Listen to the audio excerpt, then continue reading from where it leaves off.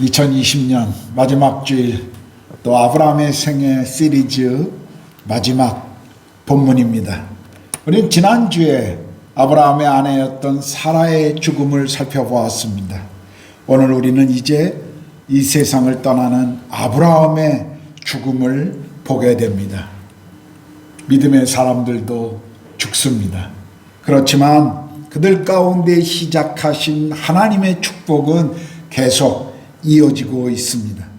오늘 본문에서 보는 것처럼 비록 아브라함은 죽지만 아브라함에게 하셨던 하나님의 구원 계획은 그 아들 이삭을 통해서 계속 이어지고 있는 것을 우리는 볼 수가 있습니다. 아브라함의 인생을 그가 살았던 전체의 인생을 한마디로 저에게 정의하라고 한다면 저는 아마도 그는 믿음으로 이 땅에서 나그네로 살았던 사람이라고 아마 정의하게 될 것입니다. 히브리서 11장 8절에서 10절은 아브라함의 인생을 이렇게 소개하고 있습니다. 믿음으로 아브라함은 부르심을 받았을 때 순종하여 장래의 유업으로 받을 땅에 나아갈새 갈 바를 알지 못하고 나아갔으며 믿음으로 그가 이방의 땅에 있는 것 같이 약속의 땅에 거류하여 동일한 약속을 유업으로 함께 받은 이삭 및 야곱과 더불어 장막에 거하였으니 이는 그가 하나님이 계획하시고 지으실 터가 있는 성을 바랐습니다. 아브라함이 장막에 살았다고 하는 것은 그의 마음과 태도가 어떠했는지를 우리에게 보여주고 있습니다. 장막 생활이라고 하는 것은 믿음이란 마치 길 위에 있는 삶과 같다라는 것을 가르쳐 줍니다. 장막 생활은 이 땅이 나그네요 또 순례자로 살아가고 있는 것임을 우리에게 보여줍니다.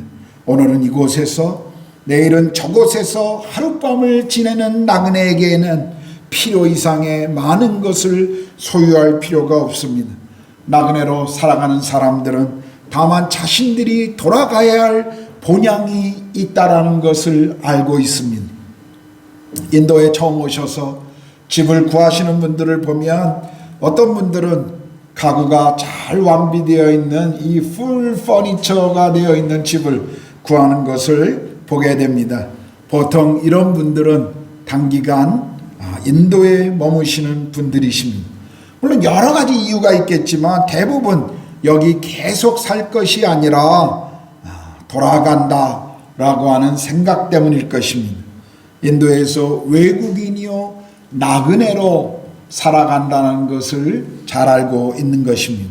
그런데 사실 정말 이 세상에서 외국인이요 나그네로 살아가고 있는 사람들이 있다면 우리 그리스도인들일 것입니다. 빌립보서 3장 20절도 보면 오직 우리의 시민권은 하늘에 있다라고 말하면서 우리가 어디에 속한 사람인지를 성경은 말씀해 주십니다. 그래서 우리도 이 세상의 마음을 빼앗기지 않는 것입니다. 우리가 하늘의 마음이 빼앗기면 그리고 끌리면 끌릴수록 이 세상에 있는 것들은 지극히 보잘것 없다라는 것을 알게 됩니다. 아브라함은 본향인 하나님 나라를 사모한 사람이었기에 이 땅에 보이는 것을 의존하여 살기보다는 보이지 않는 영원한 하나님의 나라 본향을 바라보고 살았습니다. 이것이 아브라함의 삶의 대표적인 모습입니다. 그러므로 아브라함의 삶을 한마디로 표현한다면 그는 광야를 걷는 나그네였습니다. 광야를 걷는 나그네. 말은 참 멋있어 보입니다. 낭만적으로 들릴지 모르겠습니다. 그러나 광야는 쉽지 않은 장소입니다. 고독한 장소이고 기다림의 장소이며 철저히 자신과의 싸움이고 무력한 무명의 시간들입니다. 하나님 밖에는 바라볼 것이 없는 장소이기 때문에 하나님만 바라봐야 하는 광야입니다. 그래서 우리가 하나님을 알고 만나기 위해서 광야는 때로 우리 인생에 꼭 필요한 장소이기도 합니다. 우리를 훈련시키는 장소입니다. 여러분도 아마 인생의 광야의 시간이 있었을 것입니다. 어떤 분들에게는 직장이 광야 같은 시간일 수도 있고 어떤 분에게는 남편이 또는 아내가 광야일 수도 있고, 그리고 자녀들이 여러분의 인생의 광야가 될 수도 있습니다. 계속 이어지는 경제적인 문제가 우리 인생의 광야가 되기도 하고, 오랜 인간적인 갈등이 광야가 될 수도 있습니다. 또 연약한 건강이 광야가 되기도 합니다. 역설적으로 뒤집어서 좋은 환경이, 그리고 잘 나가는 외적 환경이 우리에게 또 다른 광야가 될 수도 있다는 것 우리는 알고 있습니다. 광야 생활, 힘들고 아프고 고통스럽지만 그 시간에 광야에서 여러분을 만나기를 원하시는 그 하나님을 바라봐야 합니다. 우리가 광야에서 하나님을 더 깊이 만나볼 수 있다면, 그분을 그렇게 만날 수 있다면 광야는 우리 모두에게 축복이 될 수가 있습니다. 제 인생 속에서도 광야 같은 시간이 있었습니다. 제가 처음 선교사로 사역했던 카자기, 어떤 의미에서 저에게는 광야였습니다. 정말 외로운 싸움터였습니다. 저는 주께서 저를 부르시고 선교사로 보내실 때는 다 목적이 있다라고 믿었습니다. 그리고 그 목적은 선교 사역의 성공이며 사역의 멋진 성취, 그 결과물이라고 저는 생각했습니다. 떠나면서 한국 선교의 한 페이지를 만들겠노라고 하는 그 야망이 제 안에 있었습니다. 제가 도피처로 선교지를 선택한 것이 아니라 모든 제 인생의 축복스러운 시간들과 정말 잘 나가고 있었던 그런 모든 시간을 포기하고 떠나야 했기 때문에 적어도 그런 놀라운 일들은 제 인생 속에 하나님이 하셔야 한다고 저는 생각했었습니다.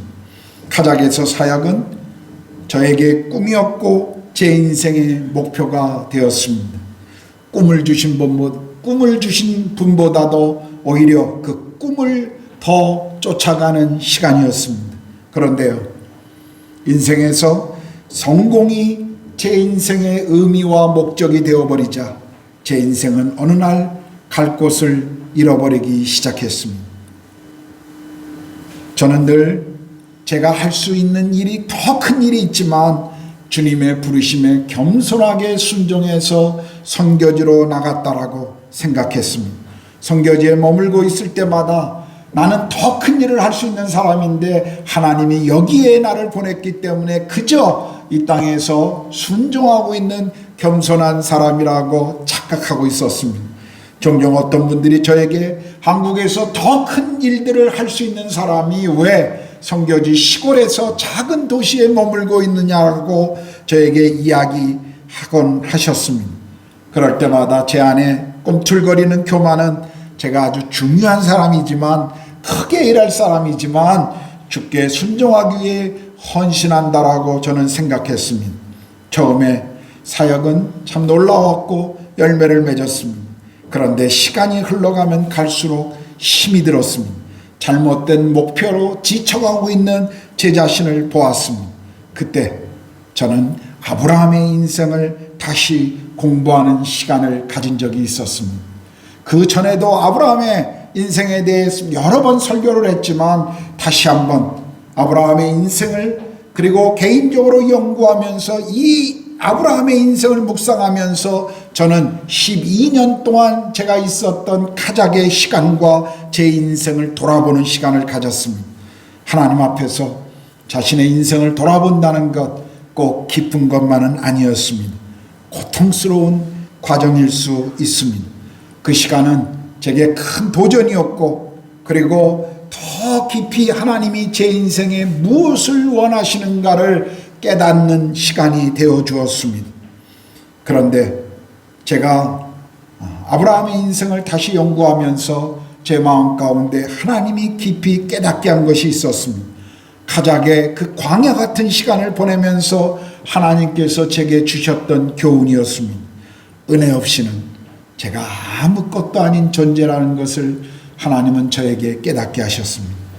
광야가 제가 하나님을 만나야 했던 장소였기 때문에, 제가 하나님을 더 깊이 만나야 했기 때문에 하나님은 저를 광야 같은 그곳에 두셨다라는 것을 저는 정말 알 수가 있었습니다.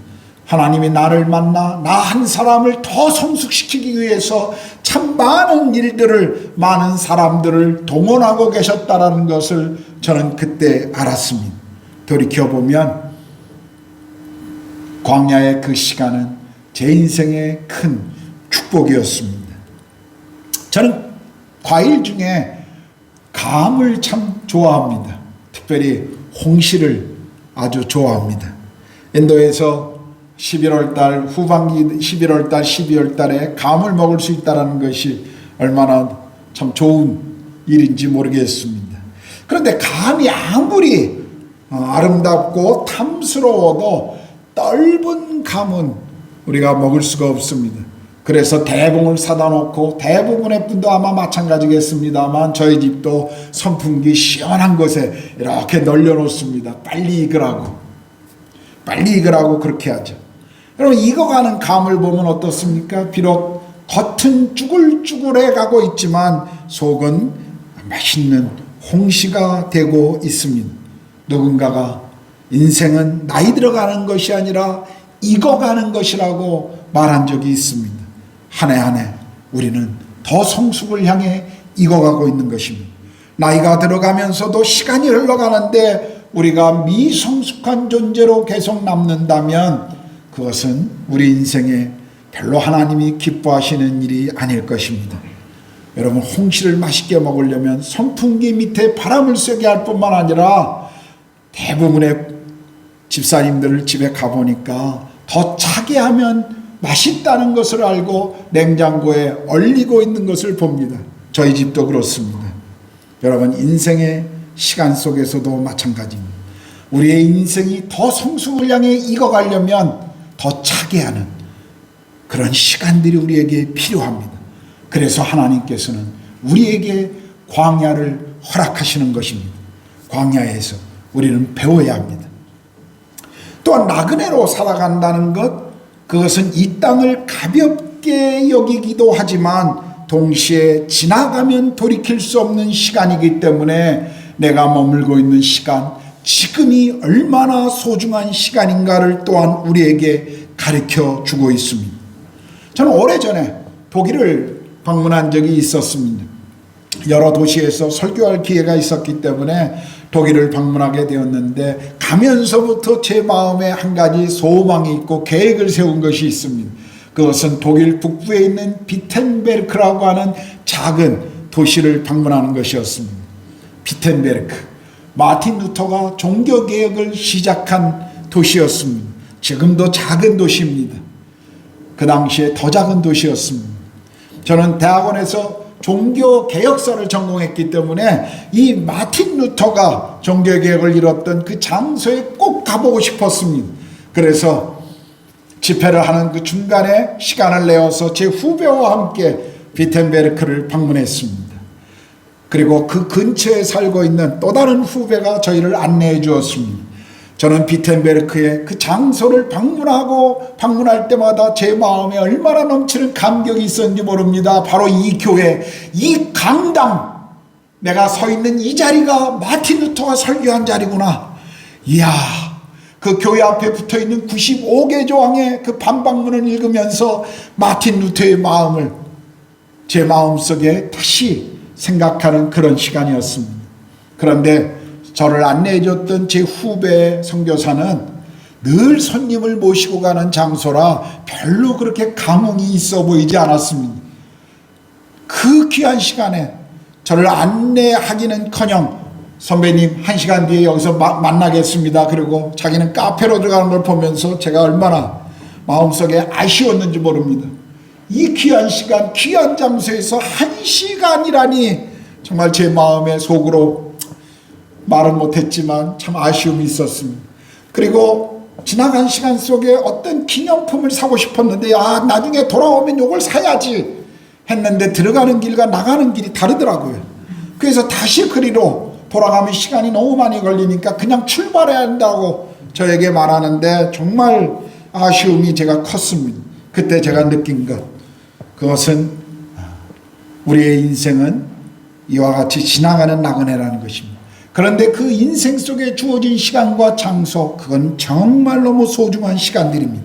우리 인생에 다시 주어지지 않는 시간들입니다. 그러므로 우리가 이 땅에서 나그네로 삶을 살지만 그러기에 하나님께서 우리에게 주신 시간들을 우리는 소중히 여기고 잘 사용해야 합니다. 이것이 나그네의 삶의 역설적인 진리입니다. 제가 책에서 읽었던 이야기 하나를 소개하겠습니다. 한 사람이 친구와 이야기를 하는데 그 친구는 부인과 얼마 전에 사별했던 그런 사람이었습니다. 그 친구가 말하기를 어느 날 아내가 죽고 난 이후에 아내의 물건을 정리하다가 한 물건을 발견했습니다. 바로 그들 부부가 뉴욕을 여행하던 중에 유명한 명품 매장에서 샀던 아주 비싸게 샀던 아름다운 실크 스카프 한 장이었습니다. 매우 아름답고 비싼 스카프였기 때문에 이 아내는 애지중지하면서 그것을 사용할 특별한 날만 기다렸다고 합니다. 그런데 친구가 여기까지 이야기하고 잠시 말을 멈춥니다. 그리고 친구가 계속 말을 이었는데 이렇게 이야기합니다. 여보게, 절대로 소중한 것을 아껴두었다가 특별한 날에 쓰려고 하지 말게. 자네가 살아있는 매일매일이 사실은 특별한 날이네. 여러분, 하나님께서 우리에게 주신 삶은 소중한 시간입니다. 지나간 날들의 후회가 되어서는 안 될 것입니다. 여러분 집안에도 아마 특별한 날에 사용하려고 고이 아껴두는 도자기 그릇들이 있고 비싸고 아름다운 그런 물건들이 있을 것입니다. 나중에 특별한 날에 입으려고 옷장 속에 계속 고이 모셔두고 있는 비싼 옷이나 아니면 액세서리를 여러분 갖고 계실 것입니다. 그런데요, 그 특별하게 여기는 그날이 안 올 수도 있다는 것을 아셔야 합니다. 지금이 바로 특별한 날입니다. 지금이 바로 특별한 시간인 것입니다. 우리는 종종 사람들을 만날 때 다음 기회라는 말을 하곤 합니다. 아이들을 칭찬하고 안아주려고 생각만 하다가 그 기회를 잃어버리곤 합니다. 아이들과 함께 시간을 보내고 싶지만 피곤하니 내일 하지 하면서 TV와 컴퓨터 앞에서 그냥 시간을 죽여버릴 때도 있습니다. 사랑하는 사람들에게 사랑의 그 표현과 감사의 고백을 하고 싶지만 때로는 차일피일 미루다가 그만 놓쳐버렸습니다. 사랑하는 성도 여러분, 앞으로 언젠가라는 말을 너무 믿지 마십시오. 우리가 오늘 눈을 뜰 때마다 오늘이 하나님이 우리 인생에 주신 마지막 날, 그리고 첫날이라는 것을, 그리고 특별한 날이라는 것을 기억하십시오. 그러므로 하나님께서 우리 마음 가운데 주시는 것이 있다면 미루지 말고 그것을 실행하십시오. 언제 제가 한번 말씀드린 것 같습니다만 저는 제 어머니의 장례를 참 기쁘고 감사하게 보냈던 사람입니다. 그런데 그 감사와 축복의 시간 속에 제 마음에 여전히 남아있는 아쉬움이 하나 있었습니다. 그것은 제가 선교지로 떠날 때 어머니를 만나고 떠나면서 어머니에게 마지막 인사를 하지 않았다는 것입니다. 늘 선교지에서 한국을 방문하고 어머니가 계신 요양원을 방문할 때마다 제가 떠날 때마다 공항으로 가는 그 마지막 시간에 저를 붙들고 늘 우시면서 이게 아마 너를 보는 마지막일 것 같다라고 하시는 우리 어머니의 그 모습이 때로 제 마음에 너무 힘들어서 웬일인지 그때는 어머니에게 이제 내가 내일 돌아갑니다라고 말하지 않고 그냥 어머니 사랑해요. 그리고 그냥 그 요양병원을 나왔습니다. 어머니가 제가 간다고 그러면 또 붙들고 우실까봐 그냥 그렇게만 이야기하고 헤어진 적이 있습니다. 그런데 정말 그것이 제 어머니와의 마지막 시간이었습니다. 저는 한국으로 돌아가는 비행기 안에서 하나님 앞에 계속 기도했었습니다. 하나님, 어머니 그분에게 제가 어머니 아들로 태어난 것이 얼마나 축복이고 감사인지를 다시 고백하는 그 마지막 고백을 할 수 있는 시간을 조금만 더 어머니 인생에 주십시오. 그리고 인천공항에 도착했는데 제가 들은 소식은 새벽에 소천하셨다는 거였습니다. 저는 그때 제 어머니의 인생을 돌아보며 그리고 하나님이 제 어머니와 저희 가정에 주신 그 축복을 생각하고 감사했지만 마지막 시간 그 고백을 하지 못했던 것이 제 인생에 지금도 남아있는 아쉬움입니다. 여러분, 사랑한다라고 고백하십시오. 지금 그 일을 시작하십시오. 지금 미안한 일이 있으면 용서를 구하시고 미루지 마십시오. 안아주어야 할 일이 있으면 지금 안아주십시오. 저는 코로나 팬데믹이 시작되고 아내를 돕기 위해서 매일 설거지가 제 담당이 되었습니다. 제가 자원해서 설거지하는 것이지 제 아내가 무서워서 설거지하는 건 절대 아닙니다. 매일매일 설거지를 하면서 아내를 향한 섬김과 사랑의 표현이 오늘 주께서 저에게 허락하신 제가 감당할 충성의 한 표현이기도 합니다. 여러분, 오늘 우리에게 주어진 시간, 하나님이 우리에게 주신 특별한 날입니다. 이 날을 사용하십시오. 오늘을 위해 최선을 다해 살되 그러나 이 세상이 마치 내 집인 것처럼 여기에 마음을 빼앗기지 마십시오. 그러나 최선을 다해 주님을 위해 사십시오. 나그네의 삶, 이것이 아브라함의 인생을 보면서 우리가 배워야 할 교훈이고 우리가 걸어가야 할 삶의 모습입니다. 하나님은 아브라함을 부르셔서 복의 근원으로 삼겠다고 약속하셨습니다. 그는 그 약속을 믿고 기대하며 평생을 살아갔습니다. 물론 그 가정 속에서 우리가 이미 본 것처럼 실패와 실수의 시간도 여러 번 있었습니다. 아브라함은 하나님께서 약속한 이삭을 얻는데 25년이 걸렸고 그 후 그 한 명을 키우는데 평생을 들였습니다. 만일 그가 목사나 선교사였다면, 그리고 이 땅의 물건을 팔러온 비즈니스맨이었다면 그는 실패한 사람일 것입니다. 주변 사람들은 아브라함의 인생이 실패라고 말했을 것이며 차라리 다른 일을 하는 것이 좋을 것이라고 아마 권면했을 것입니다.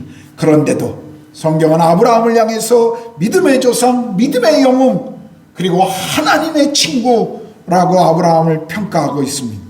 이 사실을 보면서 우리가 기억해야 할 것은 우리가 얼마나 인생의 멋진 결과를 남겼느냐가 아니라, 우리가 인생에 얼마나 많은 것을 남겨두고 떠나느냐가 아니라 우리가 하나님 앞에 어떤 존재인가를 우리는 이 말씀을 통해서 배울 수가 있습니다.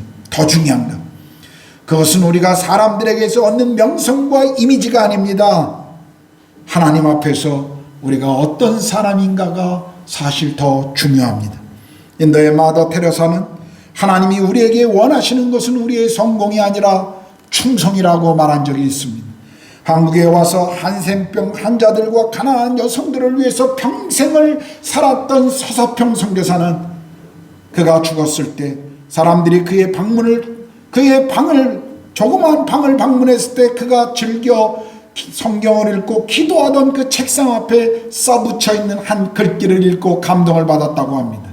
그 글귀는 내 인생의 목표는 성공이 아니라 섬김입니다. 여러분, 인생 속에서 정말 무엇인가가 중요한가를 알고 있었던 사람들, 그들의 인생을 우리가 보면서 우리도 한 번뿐인 우리 인생 속에 정말 중요한 가치가 무엇인지를 배워야 할 것입니다. 이것이 오늘 우리가 아브라함의 생애를 통해서 배우고 있는 것입니다. 자, 이제 설교를 마무리하겠습니다. 올해 아마 가장 많이 사용했던, 우리 입에 오르내렸던 단어 중에 하나는 예상하지 못했던, 한 번도 생각해보지 못했던 그런 아마 단어들이 우리 입에 즐겨 사용했던 단어였을 것입니다. 그렇습니다. 올해 아무도 예상하지 못했던 이 코로나 때문에 우리 모두는 힘든 시간을 보냈습니다. 어떤 의미에서 광야로 끌려나간 시간들이었습니다. 우리가 원하든 원하지 않든 우리 모두는 광야의 시간을 보냈습니다. 그런데 이 시간을 통해 하나님을 더 깊이 만난 분들이 있는가 하면 어떤 분들은 주님으로부터 더 멀어진 분들도 계실 것입니다. 이것은 광야에서 우리가 무엇을 선택하느냐에 딸린 결과입니다. 하나님은 우리가 너무 약해서 우리를 사용하지 못하시는 것이 아니라 때로 우리가 너무 강해서 우리를 사용하지 못하신다는 것을 아십니까? 우리가 너무 강해서 주님이 사용하시기에는 너무 뻣뻣하고 강하기 때문에 주님이 마음대로 사용할 수 없어서 때로 하나님이 우리를 자유롭게 사용하시기 위해서 우리를 광야로 내몰고 계신다는 사실을 우리는 알아야 합니다. 광야는 우리가 아무것도 할 수 없는 무능한 자라는 것을 깨닫게 하고 하나님만 바라보게 합니다. 광야의 기다림의 시간은 결코 낭만적인 시간이 아닙니다. 설렘이 아닙니다. 그것은 고통이요, 우리 속이 시꺼멓게 타들어가는 그런 시간들입니다. 서두른다고 빨리 나갈 수 있는 것도 아닙니다. 그래서 광야를 지날 때는 소망을 가지고 기다림을 우리는 배워야 합니다. 하나님은 결코 우리를 그 가운데서도 포기하지 않으시고 우리를 자신이 사용하실 그릇으로 만들고 가고 계신다는 사실입니다. 우리가 광야에서 배우게 되는 것은 나의 믿음의 강함이 아닙니다. 하나님의 신실하심입니다. 하나님은 침묵 가운데 아무것도 하고 계신 것이 아니라 우리를 위해 준비하고 계신 것입니다. 매일 아침 새벽에 일어나 제가 기도의 자리로 나아갈 때 세상은 컴컴합니다. 그러나 기도하고 일어날 때 이미 밝은 빛은 제 방을 비추고 있습니다. 우리가 어둠 가운데 기도하고 주님을 바라볼 때 주님은 아무것도 하지 않고 계시는 것이 아니라 그때 아침을 준비하고 계신 것입니다. 인생은 산을 정복하는 것이 아니라 광야를 지나가는 것이라고 말한 것을 저는 읽어본 적이 있습니다. 여러분, 광야에서 우리는 하나님을 만나야 합니다. 하나님을 그 속에서 우리는 경험해야 합니다. 그런데 어떤 이들은 이 광야에서 하나님을 만나지만 그러나 또 어떤 이들은 이 광야를 도망치기 바쁩니다. 빨리 벗어나려고 합니다. 자신이 가지고 있는 기대와 너무 다른 광야이기 때문에 이 삶의 괴리감 때문에 거기서 빨리 도망가고 싶고 불평하고 그리고 거기 안에 분노하고 좌절하고 그 속에 그냥 그렇게 머물고 있는 사람들도 있습니다. 기도는 빨리 이 광야를 벗어나 속히 꿈을 이루고자 하는 그 소망밖에 없습니다. 왜 이렇게 빨리 도망치고 싶을까요? 자신의 문제에만 빠져서 하나님이 그의 인생 전체를 보시며 그 인생의 여정을 다루시는 그분의 손길을 이해하지 못하고 있기 때문입니다. 광야의 길에서 나그네로 살아가는 동안 만나는 모든 상황 가운데 우리가 더 성숙하고 열매를 맺으려면 이 광야로 우리를 부르시는 그분의 은혜를 믿어야 한다는 사실입니다. 그 부르심에 순종하는 충성으로 우리는 연단되어져야 합니다. 만일 우리가 그 광야의 부르심을 그저 바꿔야 할 환경만이라고 생각한다면, 그래서 그 광야에서 도망치려고만 한다면 우리는 하나님이 그 광야 가운데 우리를 가르치시는 것을 배우지 못할 뿐만 아니라 그 광야에서 계속 뺑뺑이를 돌며 하나님이 우리를 다루실 때까지 그 속에 머물러 있어야만 할 것입니다. 그러므로 여러분, 광야에서 도망치기보다는 그 광야 속에서 하나님을 만나며 하나님을 배우십시오. 그분을 경험해 보십시오. 광야가 변화될 것입니다. 아니, 여러분이 먼저 더 크게 변화될 것입니다. 광야의 부르심을 숙명처럼 어쩔 수 없이 받아들이는 것이 아니라 그것을 믿음으로 받아들이고 주님과 동행하고 그 속에서 주님을 배워간다면 어떤 상황에서도 우리는 가장 행복한 사람이 될 것입니다. 우리에게 주어진 어떤 기대치, 우리의 꿈이 성취되는 그 과정, 거기서 행복을 누리는 것이 아니라 우리가 높이 있던, 우리가 낮은 자리에 머물던, 행복하던, 고통스러웠던 그 속에서 하나님과 함께 머물기 때문에 우리는 정말 행복함이, 그리고 주께서 주시는 샬롬의 평화가 무엇인지를 우리는 배울 수가 있을 것입니다. 아브라함의 인생이 그것을 우리에게 보여주고 있습니다. 올 한 해 정말 여러분 고생 많이 하셨습니다. 새해에는 또 어떤 일들이 우리 가운데 일어날지 우리는 아무도 모릅니다. 또 어떤 인생의 광야를 우리가 만날지 모르겠습니다. 저도 원하지 않습니다. 그런데 인생의 광야는 반드시 찾아올 수밖에 없습니다. 광야가 찾아올 때 우리는 기억해야 합니다. 그곳에서 우리가 무엇을 선택하느냐에 따라 우리의 인생이 달라질 것입니다. 올해 여러분에게 주어진 광야의 시간을 통해 여러분은 무엇을 배우셨습니까? 그리고 2021년 새해 또 한 해 우리를 가르치시기 위해서 우리가 만나야 할 그 광야 속에 우리는 무엇을 배우기를 원하십니까? 기도하시겠습니다.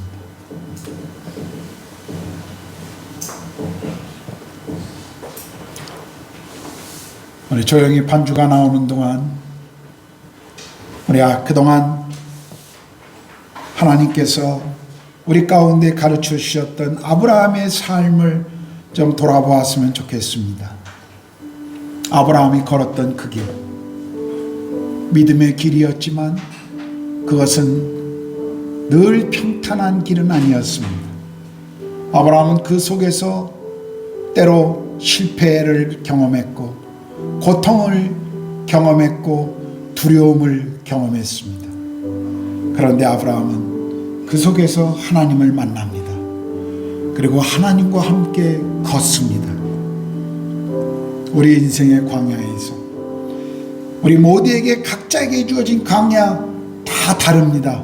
그런데 그 길에서 우리는 무엇을 배우고 있습니까? 하나님, 올해 만약 저에게 주어진 광야의 시간을 통해 내가 제대로 배우지 못했다면 내년에 더 깊이 이것을 통해 주님을 배우고 싶습니다. 제 삶이 주님의 은혜 아래 있습니다. 제가 도망치지 않겠습니다. 제가 도피하지 않겠습니다. 직면하겠습니다.